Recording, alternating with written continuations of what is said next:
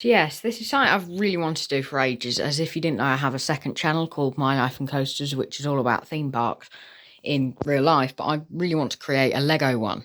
So I've dedicated this space to it, as I already have the Lego City over there. I did actually originally want to do it as part of the city, but the space, I'd have to maybe do a table or more, and then there'd be the access. So it's not a very good option, but in the city, it may expand further.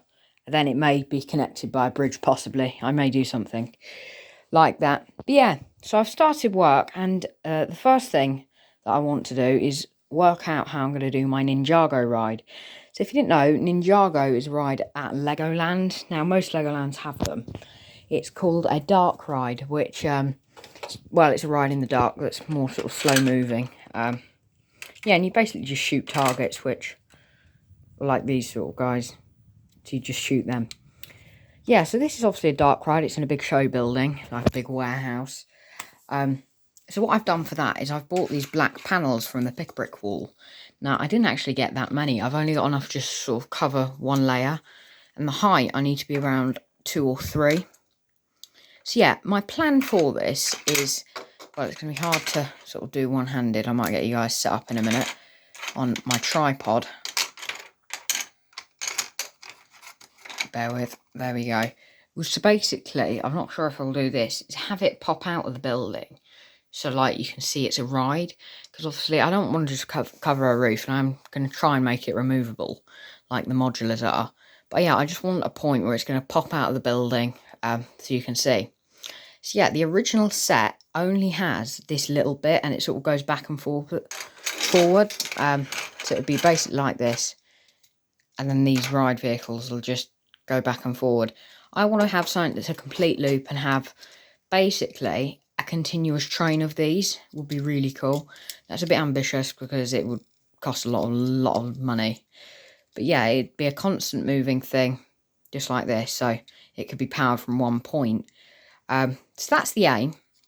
I don't know how well I'm going to get on. It's going to be a long-term project. Anyway, so that's going to be the Ninjago ride. So you guys have got an idea of what I'm talking about when I say the Ninjago ride. Oh, I've just noticed the coaster's got a lovely shadow on there. Talking of the coaster, what's going to happen to it? Because am I going to, this is the thing I'm stuck about, whether I'm going to keep this amusement park like a green sort of grassy field. That's not where I want to go with it. I'd like to go down the route of having it concrete. But the cost of doing this, I've started to sort of add it up, and it will require me to replace a lot of these plates down here. There's 160 of these in the set. That would mean I'd need to buy 160 grey ones. Not only that, I'd need to replace all of these plates. I'd need to pull them all off and put the coaster on a new one. That's a very big project, and the coaster isn't very sort of manoeuvrable. So that is definitely something to think about, because it's got to be done carefully if I do it. As well as that, I've purchased a new roller coaster. If you saw from my last video, I bought this one. I've not built it yet. I'm going to show. It's this pirate roller coaster. I'm thinking I'm going to motorise it using something Robin Hood Bricks, which I'm a very big fan of his channel on YouTube. Yeah, something he did with a chain, and I'd really like to do that with it and have it motorised. So yeah, I'm going to certainly look at doing that with this set. So yeah, this will be something we will look at when it's built. But the aim is that'll go there. And I've started to think, right, say you got those two coasters, Ninjago's out of the way for a minute. Where else is anything going to go? Because a bit of space down here, but this ain't going to be much, I guess. I think this will be maybe a small flat ride, which is just like a spinning thing. Something that doesn't really move on a track. Yeah, so I might do that, and sort of stalls and stuff around here. Then more space we've got inside the coaster. It's kind of limited. I'm probably going to try, once it's on a base plate, just remove this. I know, because that'll make it a lot less structurally sound, which isn't the aim of the game, but yeah, that'll have to be. So yeah, that's the aim. So I'm going to do that eventually, hopefully. But for the time being, it's going to stay on green plates. Now, how am I going to fit everything in?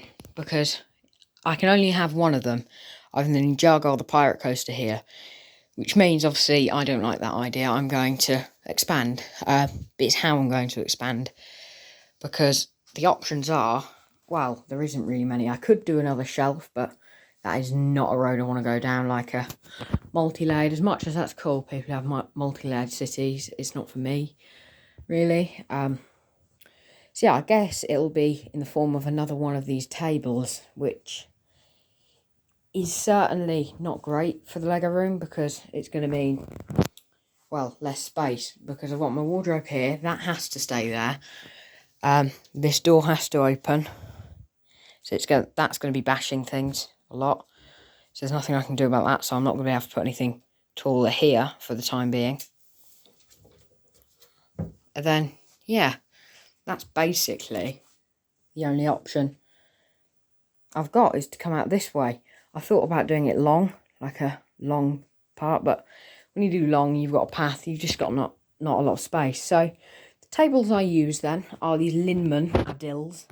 I believe they've been renamed then to Lapgag something. It's IKEA anyway. I do use these on my city. The reason this one's got a funny coloured tabletop is because the circular hub in IKEA, which used to be called Bargain Corner, well, that's since, that's where I got that table from, and all these are nice white, because I bought them just sort of standard from IKEA. So yeah, that's basically all of this. It's all nicely done, so that's the aim with that.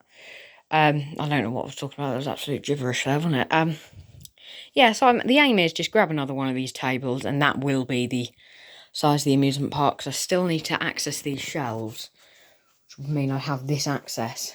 And yeah, that isn't great, because I'm sort of, my back's curved right now, so that's not great. But yeah, that's how we're going to expand. But in this video, I just really wanted to talk about the plans for the amusement park and just start it. It's making a start. I've also got to move all these figures.